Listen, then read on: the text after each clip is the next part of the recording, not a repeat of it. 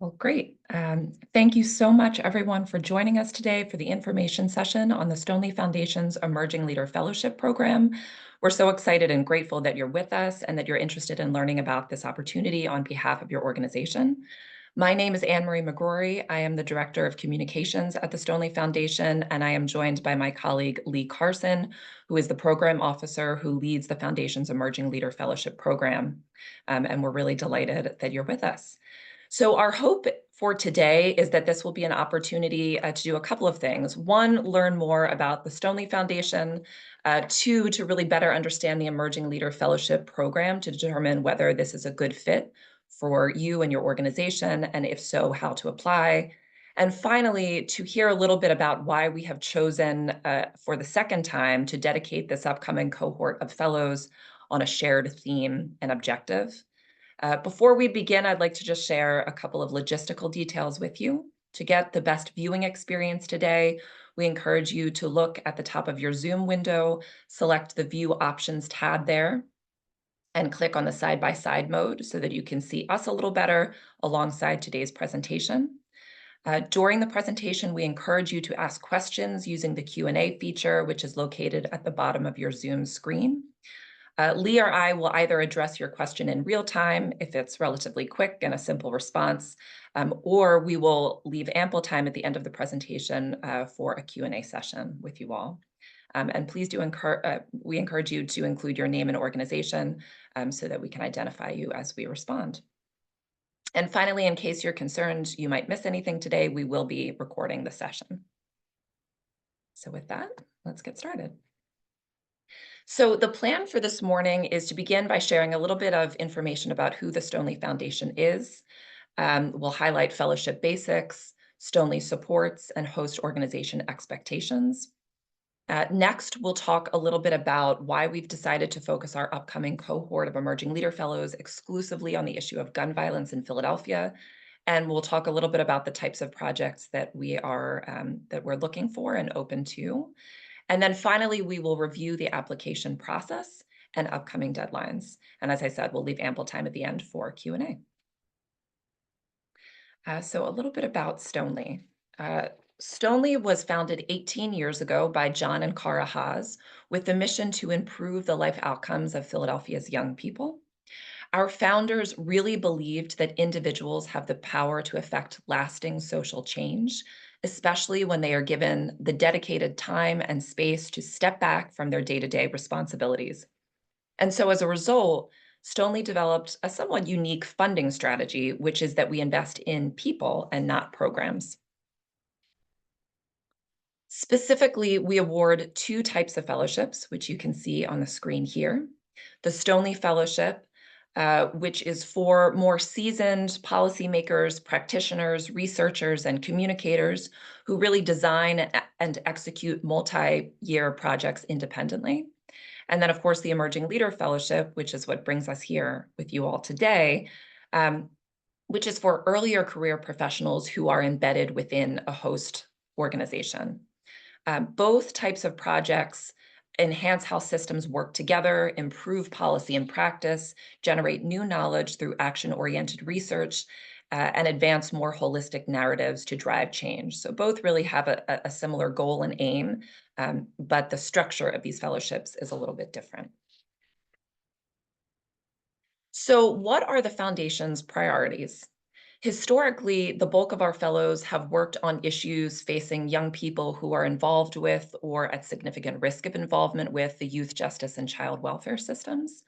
But we're also really interested, and I would say increasingly so, interested in cross systems and cross issue work. And so over the years, we've invested in projects related to school discipline, truancy, physical and behavioral health, housing, and other issues that are really critical to young people's ability to successfully transition to adulthood. And so this year, for the second cycle in a row, we are seeking project proposals that specifically seek to address gun violence in Philadelphia from a policy, practice, research, advocacy, organizing, or communications lens. And Lee will discuss this in much more detail momentarily. But you can read more about the specific areas that we've historically invested in on Stoneleigh's website at stoneleigfoundation.org.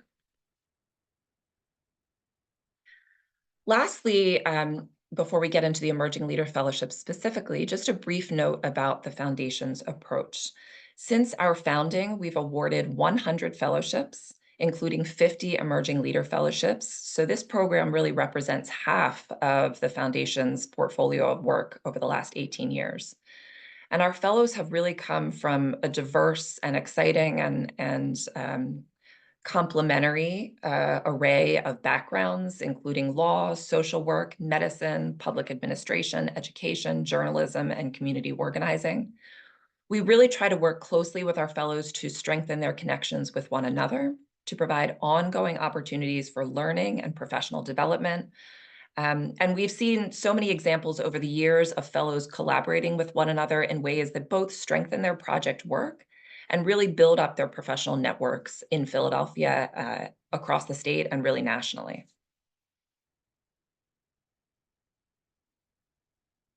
So, what is the Emerging Leader Fellowship? Again, this is really the program that brings us all here today, and we're thrilled to see such strong interest in and support for this program. The Emerging Leader Fellowship is a 2-year, hands-on learning and leadership development opportunity for early career professionals in Philadelphia.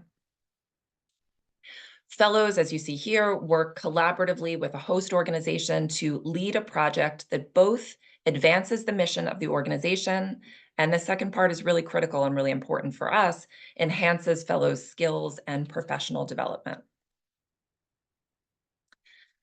So again, we're thrilled to see so many people with us today who are interested in this program, but thought it would be valuable to just take a step back and ask the question, why should your organization consider this opportunity, and why might you want to apply? And we think there are 3 reasons, there may be many more, but 3 key reasons that we really talk about related to this program. The first is, and this is really the most, I think, timely and salient from our perspective, this is really an opportunity to address the gun violence crisis that has really gripped our city over the last several years and taken the lives of more than 160 Philadelphians in this year alone.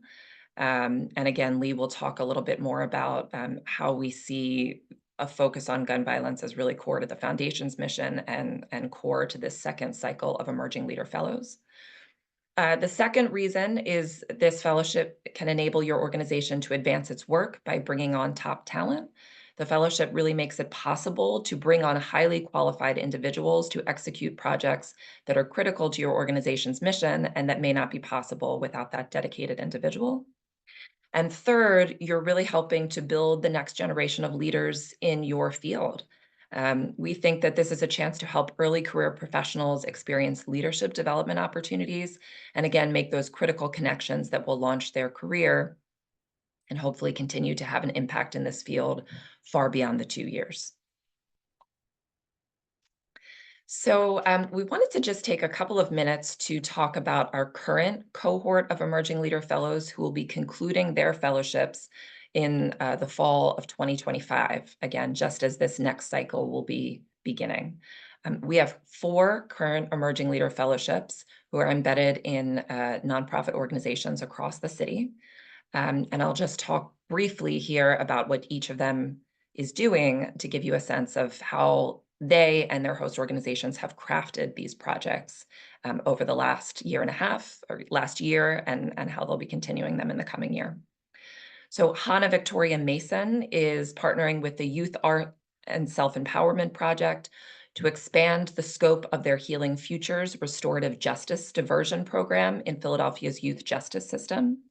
And this is really in recognition of the fact that traditional responses to escalating gun violence have historically involved separating young people from their support systems and detaining them in facilities that are well-documented sites of abuse, which, as the research has sort of told us, does little to help young people take accountability for and grow from their mistakes.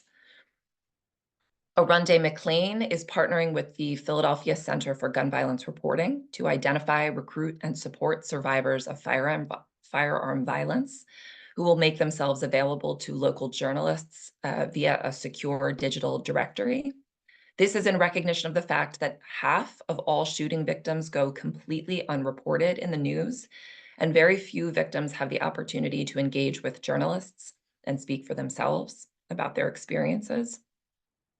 Franklin Moreno is partnering with the Public Policy Lab at Temple to develop an online resource hub that provides free tools and resources to bolster organizations' abilities to respond to community-based gun violence. And finally, Julia Zielinski is partnering with the Cambodian Association of Greater Philadelphia to develop multi-generational community outreach and programming efforts that address trauma created by gun violence and racism in neighborhoods where the city's Cambodian and other Asian residents live. So that's a little bit about our current cohort, and we're happy to answer any questions about them at the end of the presentation. All right. And with that, I'll turn it over to Lee. Okay, great. Thank you, Anne-Marie. So when it comes to some of the fellowship basics, academic institutions, nonprofit organizations, and public sector agencies in Philadelphia are eligible to apply. I know there's a question in Q&A about New Jersey, and so at this point, we really are looking at in Philadelphia County primarily. But if you'd like to talk more about that and thoughts that you have, then we can talk about that individually. So fellowships last 2 years and they begin in September 2025. So one of the things that we want to make sure we hit home is that 2 years moves pretty quickly. And so when you're putting together your letter of interest, you really want to think about, is this manageable within a 2-year period of time? And this is really an opportunity for early career professionals to be able to develop and hone their skill set on this project. And we'll talk a little bit about the supports that Stoneleigh will provide and the expectation that we have of the host site organizations to support the fellows development. But this is a really great opportunity for someone to really bolster their career based on the fellowship that they would work on, or the project they would work on in their fellowship. And the award covers salary, benefits, and taxes. And so this is where Anne-Marie talked earlier about how we invest in people and not necessarily we mostly invest in people. And so it really is the salary that we cover of the fellow is primarily what the award covers. All right, next slide. Okay. And so Stoneleigh supports that we provide is a dedicated program officer, and that'll be me. So I'm the program officer for the Emerging Leader Fellowship Program. And so part of my role will be a thought partner. I see it as a thought partner. We are deeply invested in any project that we fund, any fellow that we fund. We're deeply invested in the success of the fellow as well as the project. So I see myself as a thought partner working to both address any challenges that may come up, but also celebrating the successes along the way of your project. We provide robust programming, and on the next slide, I'll talk a little bit more about the types of programming that we provided for this current cohort of fellows around gun violence prevention. But one of the great things that we are continuing to model is the single focus issue. Though the projects will focus on different aspects of gun violence prevention, it allows us to provide programming that really is beneficial to all fellows, because all of them will be focusing on gun violence prevention and be able to support one another. And so that cohort model is really important. And the Stoneleigh Network, Anne-Marie mentioned earlier that we have 100 alumni fellows that have sort of been fellows and are on the other side and part of our alumni network. And so all fellows have access to all of those folks. And so if there's any time that emerging leader fellow or a host organization is interested in being connected with one of our fellows, we will make those connections and support any sort of projects or initiatives that you have through the fellowship. And then there's $2,500 in professional development funding that each fellow will have. And this includes up to $500 that they will have access to spend on wellness related activities.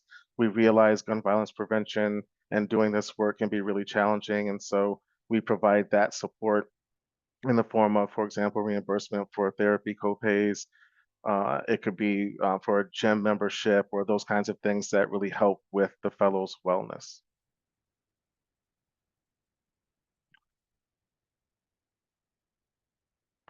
And so some examples of the programming that we've provided include, we had representatives from the Mayor's Office of Violence Prevention, which I know they've changed their name since then under the Parker administration, but at that time, it was the Mayor's Office of Gun Violence Prevention. We also had representatives from the Pennsylvania Commission on Crime and Delinquency, PCCD, and between those two, they provide a lot of support and funding at the city and state level related to gun violence prevention. So we felt it was important to ensure that the fellows had access to representatives in those institutions and could ask questions and learn more about how they engage in gun violence prevention in Philadelphia. The Philadelphia Department of Health and Injury Prevention Division. We had representatives from there come and talk with the fellows about how they collect data around gun violence specifically, and some of the community violence intervention programs that they engage in, particularly their CVI coalition, and talk about the work of the coalition and the priorities that they have around gun violence prevention. Leadership development workshops to help hone the fellow skills in specific areas. And one of the things that we're trying out this year with fellows is we're working with a career path development specialist who will do a workshop with the fellows, but then also provide some individual coaching on career path. And this was intentionally done at the end of the first year, beginning of second year, so that the fellows had time to decide if what their next steps would be. So this coach will help them really think through that as they figure out their career path for their career and the next steps they may want to take. And then we also felt it was important for them to have access to lessons learned by previous fellows. So fellows who are maybe 3-4 years post fellowship, we asked a few of them to come back and talk to the current set of fellows about the lessons learned, things that they would have done differently, what they wish they knew before they started.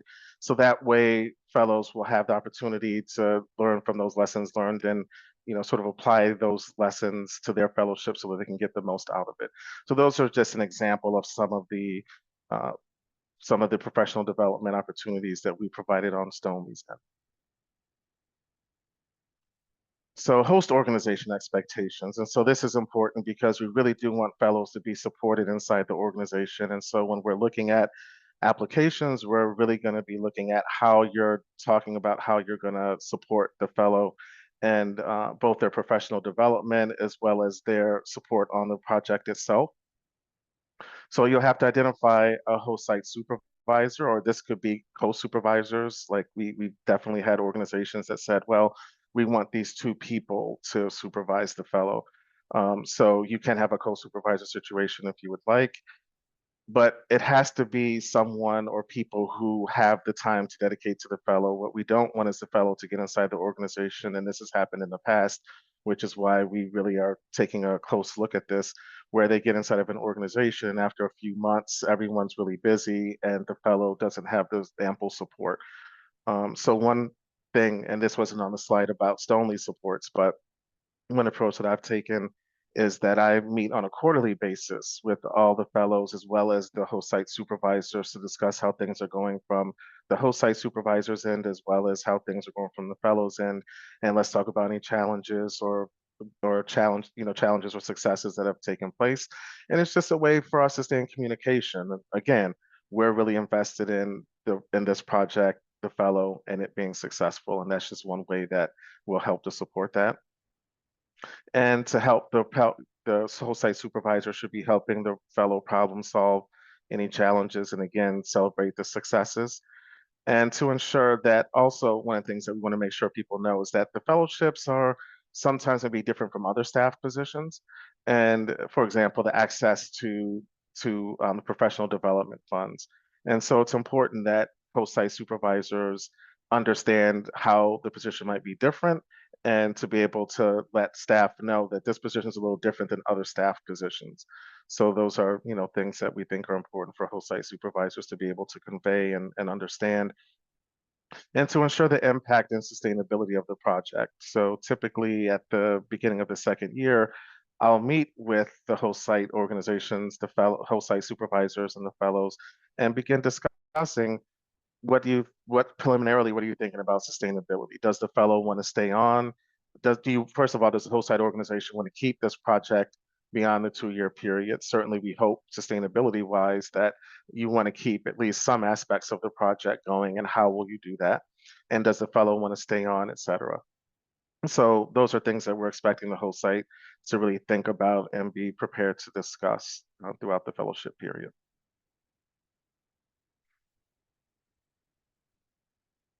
So the RFP process. So again, this is from 2025, starting in September 25 to September 2027. I'm not going to read this slide, but essentially we're looking for unique and well-developed applications, and we're looking for applications that are addressing gun violence through the lens of education, youth justice, health, behavioral health, and child welfare. And so you'll see more about this solicitation on our website, so you can look there for more details. But we're also looking at looking for projects to address the social ecological underpinnings that contribute to gun violence. And again, in the RFP text, we talk a little bit more about what the social ecological perspective is, if you're not familiar with that.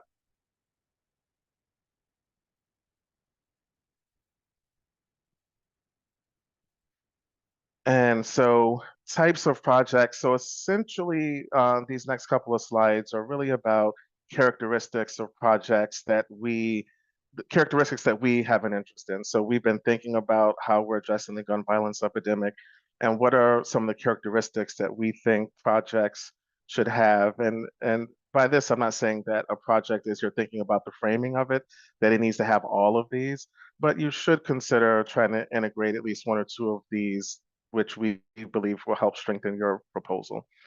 So we're looking at projects that emphasize a public health and or policy change approach to addressing gun violence, projects that explore the neighborhood-based and social ecological variations of gun violence. We know that Philadelphia is a city of neighborhoods, and what is contributors to gun violence in South Philadelphia may be different from West and North. So that's something that we have an interest in, is sort of understanding what those more local sort of contributors are. Um, Projects uh,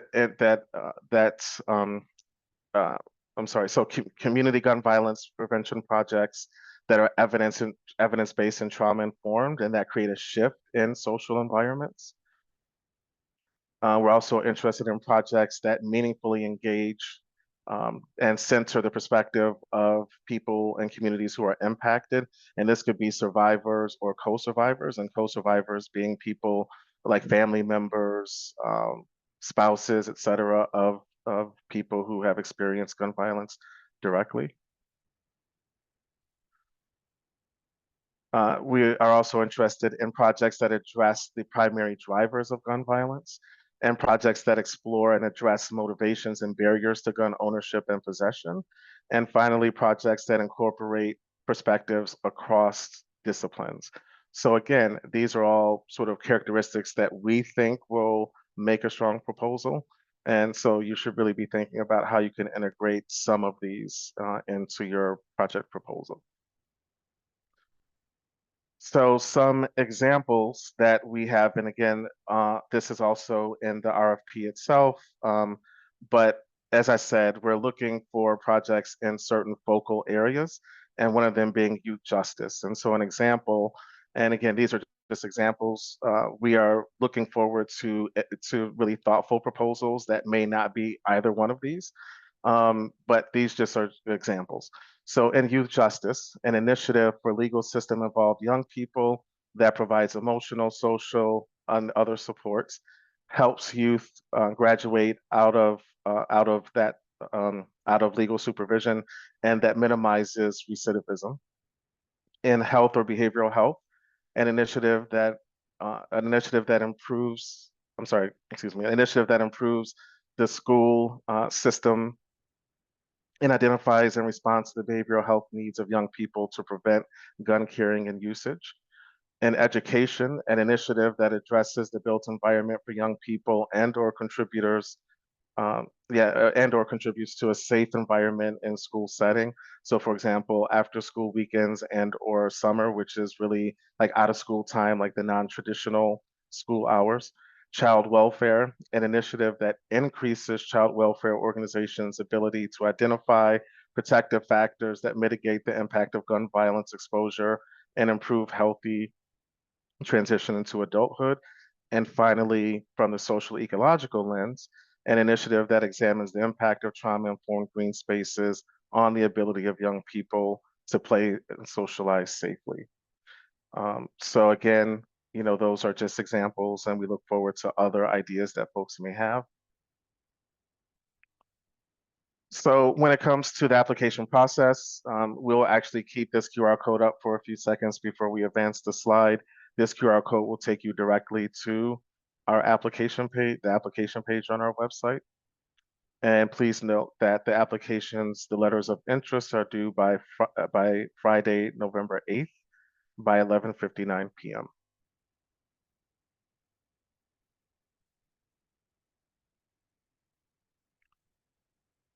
So now I'm going to talk a little bit about the different phases. So there are essentially three phases that we have to the application process. Phase one is the letter of interest. And there you're going to cover a few different areas in your letter of interest. One is about your organization. So here, we realize that some organizations may be multi-service. And so we want to know, you want to make sure in the context of about your organization, if you are multi-service, that you help us understand what your work is in the area of gun violence prevention specifically. But generally, there's just like one paragraph and an overarching view of your organization. Uh, you'll see on the application that there's a field where we ask for a website if your organization has one. So we can always go to your organization and find more. So this really should just be a high-level overview of your organization. Problem statement. This problem statement should be specific to the problem that you want to address related to gun violence in Philadelphia. And so you have some space there to discuss that. The project description. So here is where you want to explain how the project addresses the problem statement that you talked about in the previous statement, and how it's going to add value to gun violence prevention in Philadelphia. Right. So this is where you're going to flesh that out a little bit. It doesn't have to be major detail because that's what's going to happen if you make it to phase two. We're going to ask you to really flesh that out. But we at least want to get a good sense of what you're thinking about your project and how it will advance the issue of addressing gun violence in Philadelphia. And here we also want you to talk a little bit about key stakeholders and project partners, as well as some basic activities that you think would help to make your project successful, and include approaches and outcomes that will help you achieve the that you can achieve in the 2-year project frame. So again, you don't want to, for example, say that you're going to solve we're not looking about necessarily for idealism, meaning that you're going to completely solve the gun violence epidemic within the 2-year project or some area of gun violence. That we are looking for realistic, what can be done within a 2-year time period that will help to mitigate the impact of gun violence in the city. And then the final section will be on the Emerging Leader Fellow. So we want to know who the host site supervisor will be, what some of their experiences related to the project. So we'd like the supervisor to be someone who has information, who has some experience and knowledge in the area that the project will focus on, because that will help them support the fellow and their advancement and to help to achieve the outcomes of the project. So we just want to know a little bit about who that person is and what their experience is, and describe the role of the fellow. So preliminarily, what do you think the fellow would do? So remember, the fellow, or we didn't discuss this previously, but the fellow essentially should be dedicated 100% to the fellowship project. So we want to see how you're thinking about their integration and their role in the project. And so this is what you would discuss in this section. And also, what are the qualities that you're looking for?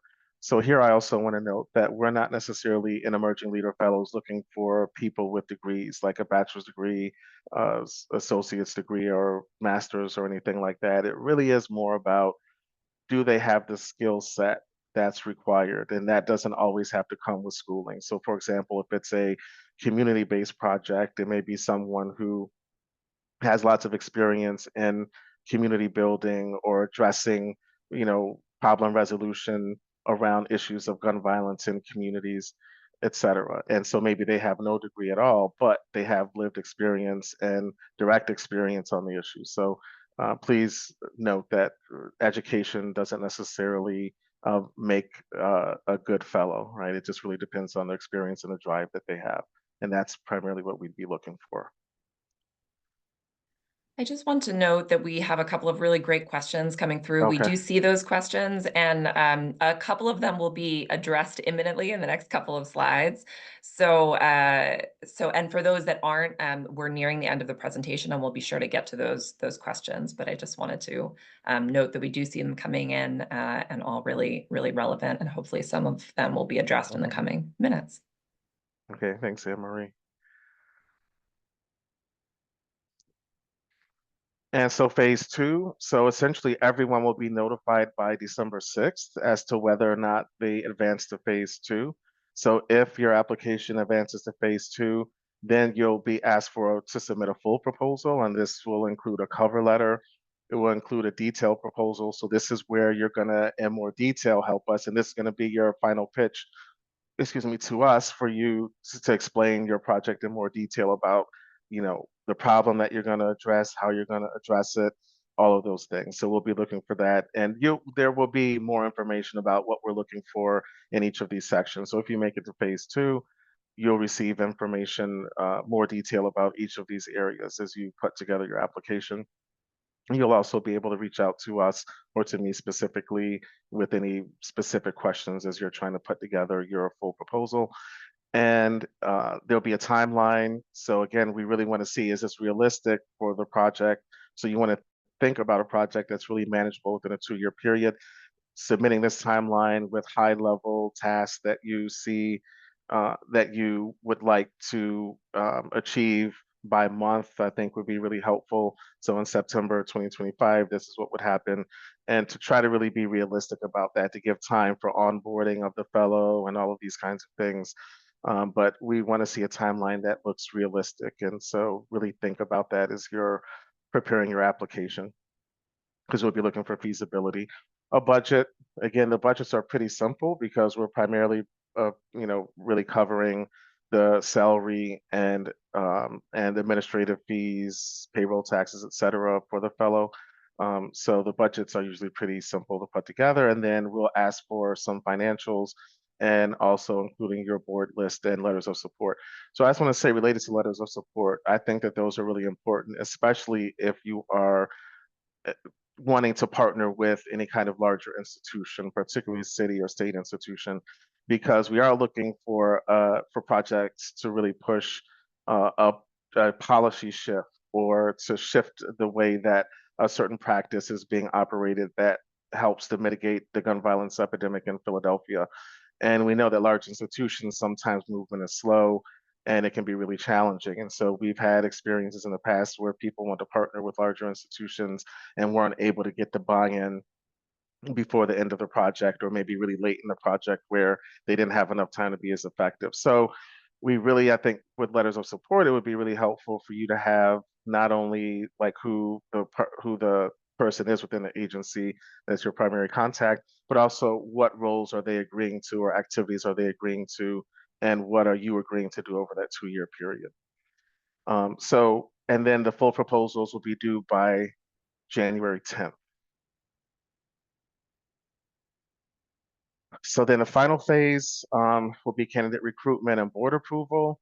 And so applications will be so essentially organizations who are selected, and this is really a preliminary um, preliminary approval of funding, because the way that our process works at Stoneleigh is that our board of directors actually does the approving of funding projects. So we provide them at the board meeting, as you can see here on the slide, on June 5th is when our board meeting will be. So after we've identified and we work with the committee of folks who it's not only Stoneleigh folks who review the applications and make determinations, we have a committee. And once those determinations are made, who we're selecting, we'll outreach to all organizations essentially to let them know what the disposition of their application was. But at the time of February 7th, for those who are advancing to the third phase, you'll then be able to select, you'll start to be able to search for your fellow. So some of you may have an idea of who you would like to have as a fellow, and many of you may have to actually try to find that person. So you'll have from February to April to identify, and this is the hopeful process of identifying, interviewing, and selecting who that person is. And then April, May is when Stoneleigh will want to meet with that person, with the host site supervisor as well as the fellow. And so that we get a sense of who this person is and all of that. And then Stoneleigh's board of directors will present that information to Stoneleigh's board on June 5th. And then projects start on the 9th of September. And we intentionally this year wanted to make sure that there was a gap between when awards are provided and when the projects actually start, or when decisions are made about awarding and the start date. And one, summer is usually notorious for people being on vacation and less people being in the office, and it's a lot of work to start someone new, especially on a big project that's time limited. We really want people to kind of hit the ground running once they start. So, and we also figured that it may be time that the fellow may need time in order to transition from one job and to be able to take the fellowship. So we intentionally wanted to give that time, that 3 months time for organizations to really be able to prepare themselves. And so how we evaluate full proposals is that we have, as I mentioned, a proposal selection committee that includes some Stoneleigh staff, but also other folks that are not part of, that are not on staff at Stoneleigh. And there'll be an evaluation rubric, which you can find on our website. And again, this is for the full proposal, not for the letter of interest, but just for the full proposal. And this includes the problem statement and urgency, the project design, organizational capacity, mission alignment, and learning potential for the fellow. So these are the primary areas that we are evaluating proposals on. And again, you can find that on the Stoneleigh website so that you can see more clearly sort of subcategories of each of these main categories that we will be evaluating proposals on. And you can certainly reach out to us if you have questions after reviewing that, if you've made it to the full proposal phase. And with that, Anne-Marie will talk about next steps from here, and then of course we'll answer questions if they were not answered up to this point. Thanks, Lee. So as Lee has referenced a couple of times, if questions come up at any stage of this process, right now, just as a reminder, we're in phase 1, which is the submission and collection of letters of interest, so that initial project proposal. But if questions come up at any time, please do reach out to us. You'll find Lee's contact information at the end of this presentation and also on the Foundation's website and in a follow-up email after this call. And we really do mean it that we are happy to stay in conversation with you at all phases of this project. Stoneleigh is small enough and we hope and we think facile enough to really develop relationships, true relationships with our grantees and prospective grantees. And this program is sort of small enough that that we can offer that kind of bespoke guidance and service. We will also be holding another information session on October 16th at 2 p.m. if any of your colleagues who are unable to join us for this first session would like to join us for a second one. And as I just mentioned, we'll be sending out a follow-up email with the fellowship details and timeline that we discussed today.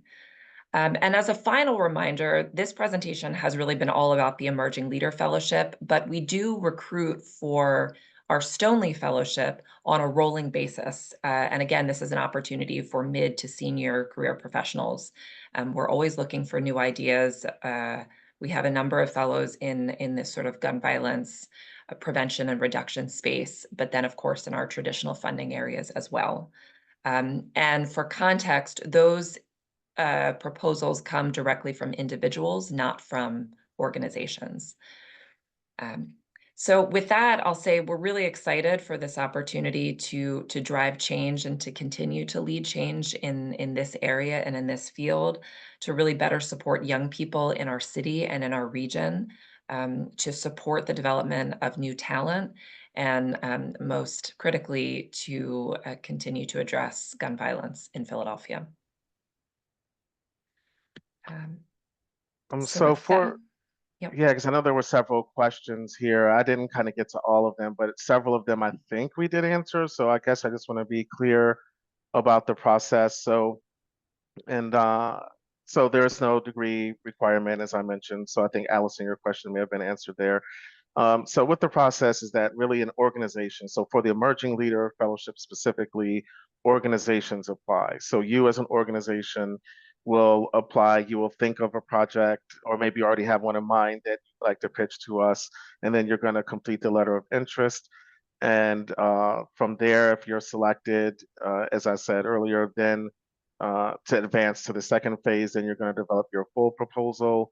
And then if your full proposal is accepted and is selected for preliminary funding, then you would search for your fellow. So essentially, so if you're a fellow though, like, so if you're someone who's interested in being a fellow, right, and you're here in the webinar today, you essentially would have to find an organization that could serve as a host site. Now, what I'll say is that we can't guarantee. I mean, the hope is that if you are someone who's interested, you bring an idea to an organization, and they say, "Okay, yeah, we agree to be a host site organization for you." Um, we hope that they would, if funded, would actually hire you as the fellow. But we just want to be clear that Stoneleigh has no control over that at all. But you would have to find a host site organization who would apply for the fellowship, right? So I just wanted to, so I think that answered several of the questions that were in the chat. Great, Lee. I'm just looking through here. So to see if there's any others. Okay, so just to kind of run through these quickly, Coach V, I think Lee hopefully responded to your question of whether fellows pick their own organization from a list that we approve. Again, organizations lead the recruitment, and then Stoneleigh will sort of do the final selection or approval. Camila, can a host organization apply and be matched with a fellow from the same organization? I think, again, hopefully Lee responded to that. The host organization applies with the idea, and then sort of leads fellowship recruitment, and we support. The one thing that I will note that, Lee, I'm not sure that we touched on directly, there is a list of eligibility requirements for fellows on Stoneleigh's website. And one of those requirements, and kind of one of the primary requirements really, is that a fellow cannot be currently employed by the host organization that is applying. So what you couldn't have is maybe a program associate who's working within your organization, who then sort of applies for this fellowship. And the reason that we have that requirement is because what this fellowship is not is sort of general operating support for ongoing staffing. It's really a dedicated position for a dedicated project that may not otherwise happen, but for this individual to sort of come into the organization and lead this work. So that's sort of the reason for that. Isaiah, and maybe I'll just read a couple of these, Lee, and maybe you can respond. Isaiah Fudge asks, you mentioned that projects can push policy shift. However, on your website, Stoneleigh notes that funding for projects that engage in lobbying or advocacy aimed at influencing specific legislation is excluded. Can you clarify the expectation around this? That's a terrific question, Isaiah, and I'll send that to Lee. Yeah, so what we, as a nonprofit organizations, that there are rules around, like around lobbying, et cetera. So it's not that when we talk about policy change, like policy change doesn't necessarily, it can, so essentially, and Anne-Marie, you can like help me out here if I'm not explaining this correctly, but or in a very clear way. But so you may have ideas on a policy change, right? Something that would help shift. And so maybe through your project, you identify that when you did this shift, the policy that you are proposing to make a shift, that you sort of implemented that in the course of the fellowship and found that to be successful. There's nothing wrong with education to legislators or to elected officials, but about, well, this is something that we've done and we found some success with it. But to say that we really want you to support bill number dot dot dot dot is something that that fellows would not be able to do as a part of their fellowship. So it really is more about education is okay, but it's not saying that we want a specific bill passed. And so that's sort of what we mean there related to, yes, we want systems change and we want to support that, but it falls short of actually lobbying for a specific bill. Great, thanks, Lee. Nicole asks, what if you are interested in being a fellow and have ideas for a project, but you're looking for a host organization? Does this ever happen? I think you touched on this, Lee, but I think Hmm. to put a fine point on it would be valuable. Hmm. Yeah, sure. So yeah, so there are times where there's a person who says, "Oh, I have this really great idea." And so again, for the Emerging Leader Fellowships, it is an organization that must apply, a nonprofit organization, or it may be, just to clarify further, it could be that organization that has a fiscal sponsor. So maybe your organization itself is not a 501(c)(3) nonprofit organization, but you have a host, you have a fiscal sponsor, and so you can apply on behalf of your fiscal sponsor. But as an individual who's interested in a fellowship and not connected to an organization presently, you would have to find an organization that would apply for the fellowship. So you'd have to find someone in the organization, get their buy-in around the fellowship, and have them help you with the application and submission of the application. And again, hopefully, if it is funded, that they will still select you as that person. Again, Stoneleigh has no control over decisions that are made around who they choose to give, hire for the fellowship, right? So just to make that clear, but hopefully that answers your question. Thanks, Lee. The next question comes from Pamela Vila. How targeted should the approach be specifically around gun violence? So, for example, if a project engages justice system involved young people facing various charges, not just around gun violence, would it be eligible for this cycle's funding? And I'll pass that to you. I think the answer is possibly, but I'll let you take it and maybe jump in with a response too. Yeah, I think so. That's something that I think we'd have to see more of, like what you're proposing, but it certainly would have to include gun violence. So I think that we wouldn't say that you can only focus, like if you're really interested in impacting other forms of violence outside of gun violence, I don't think that that would be an automatic disqualifier, but it would have to at least include gun violence prevention, right? So I think that answers your question. But certainly, if you wanted to share something more specific, then you can reach out to me and we can talk about that. Great. Thanks, Lee. From Thaddeus Parker, would there be an opportunity to transition out of an organization or into an intern or other eligible role after submitting a letter of interest? Or must the transition be complete prior to expressing interest? I think this question is around the eligibility of the Yeah. candidate. Hmm. So I think the response that we say to that is that the only time that this matters is if the application is accepted for preliminary funding, right? At that point, when the organization is looking for a fellow, it needs to be someone based on our criteria that is not already working for that organization. So, and again, like if you have a concern about that and you want to reach out to us, like you have like the really ideal person, but they happen to be an employee of the organization, then we just reach out to us and we can just talk further about that. But that is something that we really discourage, it being a current employee of the organization.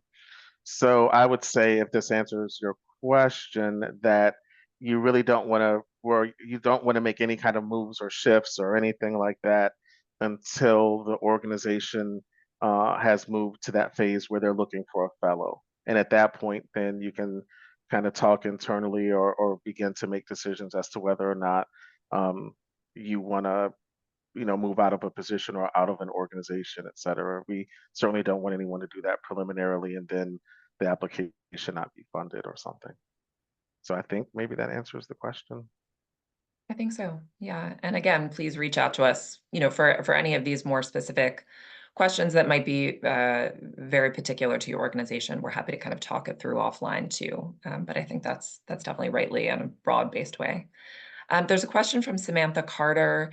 This is a terrific question that we didn't address in the presentation per se. When would an individual fellow candidate express interest if the due date for November is only for organizations to express interest? So again, this distinction of the first part of our process is really focused on organizations, and then the third part of our process really gets to the individual candidate. So Lee, I don't know if you have the exact dates in front of you, but generally, when do individual candidates need to kind of start being aware of these opportunities? Yeah, I don't have the dates in front of me right now. But as far as individual candidates who might be interested in the opportunity, I would say maybe after, because again, the organization is applying for the fellowship initially, and so I think if the letter of interest is if you're advanced to the second phase, it seems like that might be where you want to let people know that because you have because you really don't have to look for the fellow until the third phase. So at least at the second phase, I would say that you've advanced and now you're putting together the full proposal. I think for sure at that point you might want to let if there's anyone that you might think might be a good fellow, for example, or something you might want to reach out or through your networks or whatever to say, hey, we're looking for a fellow who might have an interest in this kind of a project, whatever it is that you're pitching. So if I'm understanding the question correctly, I would say maybe at that second phase is where you might kind of outreach and try to let people know that this opportunity exists. And then that helps if you do get to the third phase, then it helps to give you time. You may have a jump start on identifying a fellow, essentially. Great. Yeah, and I'll just say, as Lee was talking, as I'm looking up our dates. So again, that the second phase is the full proposal phase. Those full proposals are due January the 10th. Organizations will be notified by February the 7th. And so between February the 7th and about mid-April, we generally give organizations about 2 months to undertake candidate recruitment. So sort of mid-February to mid-April is when the individual candidate application process is really underway. And then those candidates are finalized in April and May, and again presented to the Stoneleigh Foundation's board in early June. There's one here, Anne-Marie from maybe Camilla. So the question is about does Stoneleigh work with fellows who are on employment or work visas? And that's a good question because I'm not 100% sure about that. It seems to me that it probably would be on. I don't know if we have an issue with that as long as the host site organization has all the proper authorizations and all of that to employ the person. So I think that Yeah, really is a response to that. So it's not really something that Stoneleigh has an issue with. It's just more ensuring that the host site organization has all the proper, sort of paperwork done to employ you. that's right. Great. Let's see if we have any. I think that answers No all other of the questions. Mhm. submitted questions at this point. We have 5 minutes left. Maybe we'll give just 30 seconds or a minute left if any folks want to submit final questions. See, we do have something that comes through.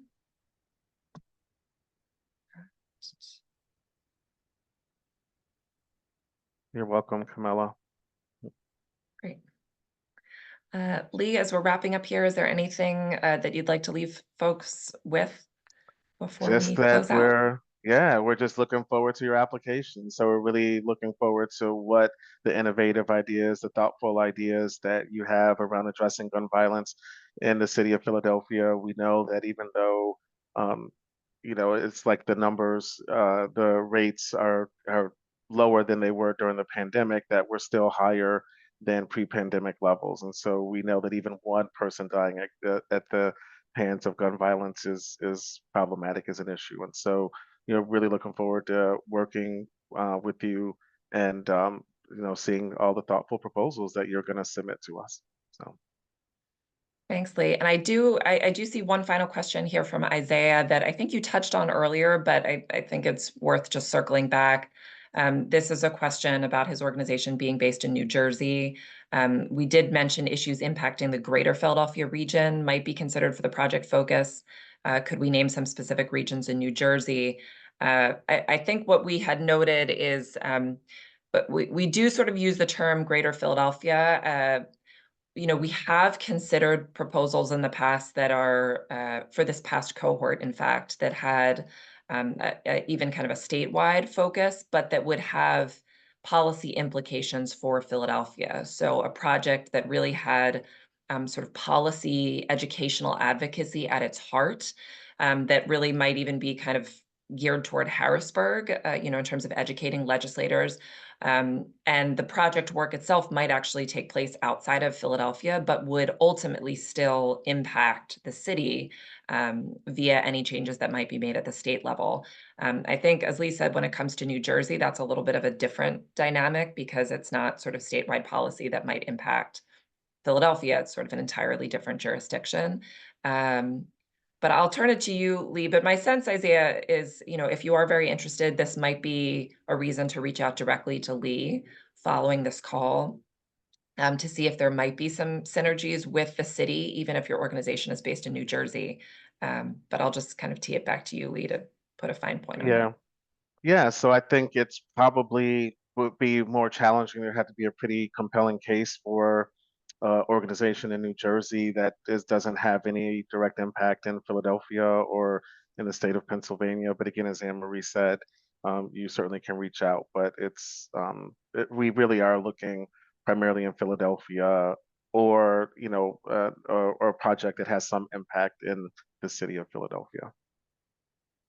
Or again, sort of statewide impact that might have Right. ramifications in the Hmm. city. Hmm. So with that, we're at the end of our time. Thank you so much to everyone who logged on today. You will be receiving a follow-up email with this recording and with additional information about the application process and the timeline.